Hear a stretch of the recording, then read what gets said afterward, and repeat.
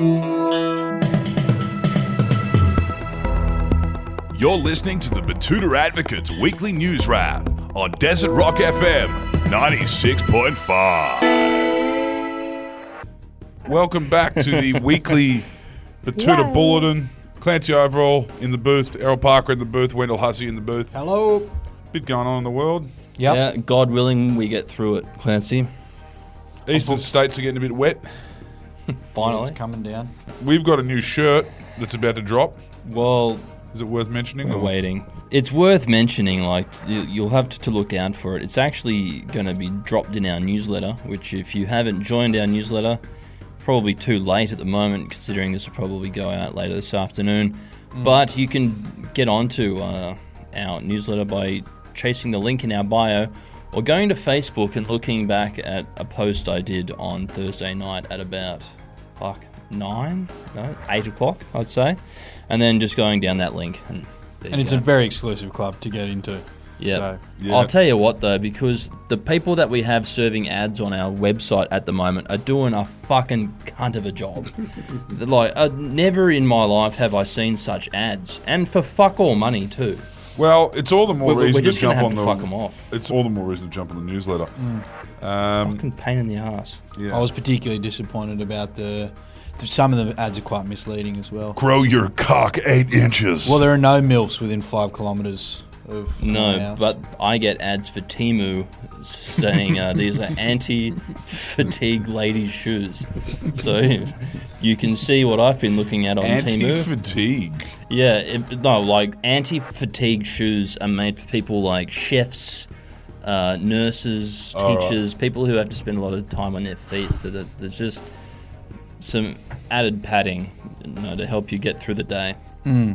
There's some nice, like, decorative little kind of ornaments that look like thimbles as well. Yeah. I get a lot of ads for them. Yeah, you got your new phone today from Temu. I think, have you put all of our company passwords into your phone yet, or what?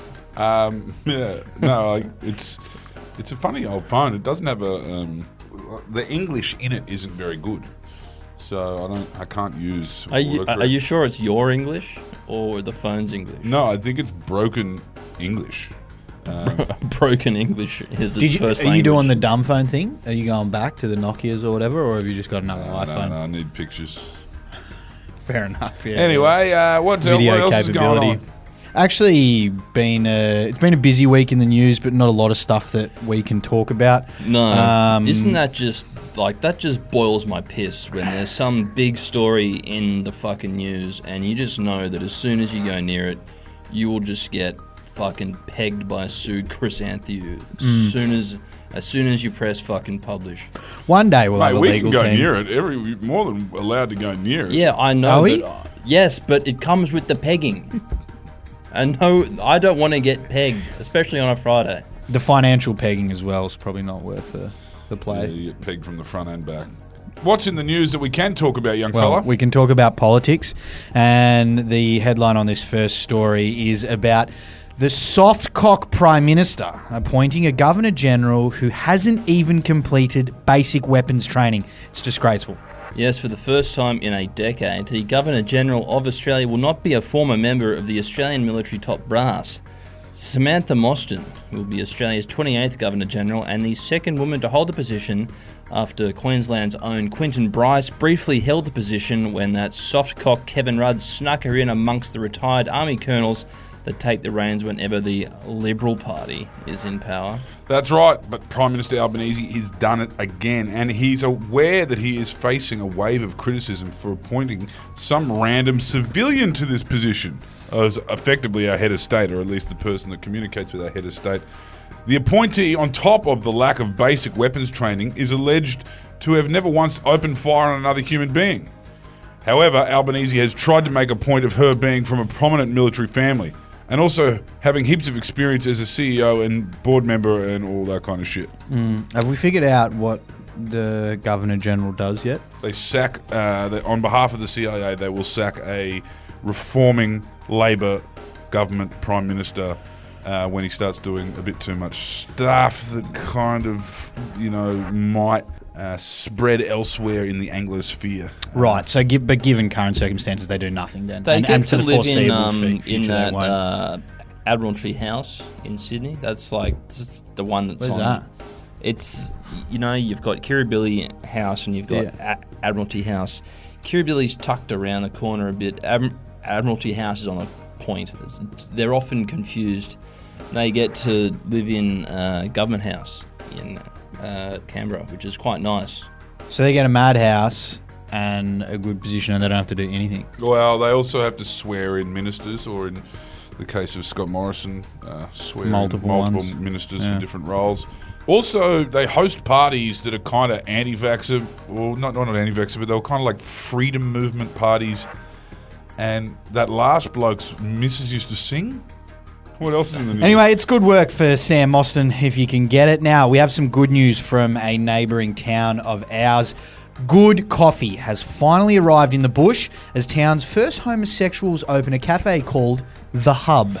Yes, huge news for the remote and stoic community if you want to go, cunt, just a couple hours from here. Residents of the 8,000-strong Shire on the Queensland-New South Wales border are now able to enjoy a decent coffee for the first time in history. Previously running on Moccona International Roast and that cheap Italian flag-looking espresso shit from Woolies that gets drained into 500 mils of warm milk, You Want to Go Cunt is now proudly serving lattes, flat whites, and proper cappuccinos. Yes, Bruce and Gillian have opened The Hub, a historic first after being the first official homosexual couple to set themselves up in You Want to Go Cunt. Apart from a couple of elderly lesbian social workers who everyone insisted were just housemates, business is through the roof already, with rumours a few more cafes will be sprouting up before the end of the year. Exciting times for them. It's just what that Shire needs. A little bit of culture. They sell flowers too, I believe. Oh, good on them. And all the farmers' wives are absolutely ecstatic because they get to have a gay friend like Carrie did on Sex and the City. How cosmopolitan. Now, not exciting times for the subject of our next story. An apprentice catching a 5 a.m. bus with all of his tools has revealed that he's got 3 months to think about what he's done. Yes, 19-year-old Ollie Minichello has a bit more free time on his hands to contemplate just how much of a dumb C-word he is. This comes after the first-year Chippy's apprentice decided to drive home from the bolo last Friday after approximately 5 full-strength schooners of piss and 2 completely useless mid-strength schooners. Jeez. With no trips to Moreton or Fraser in sight for the young man and the old Land Cruiser he can't afford now in the driveway, Minnie is catching the bus at 5 a.m. every single morning with a bag full of tools. He said, figuring out how to use public transport for the first time in my life at 4 a.m. on a Monday after getting done pissed by the cops wasn't very fun. It's going to be a long few months ahead. I have to say, he's lucky he only got 3 months, the little fuck.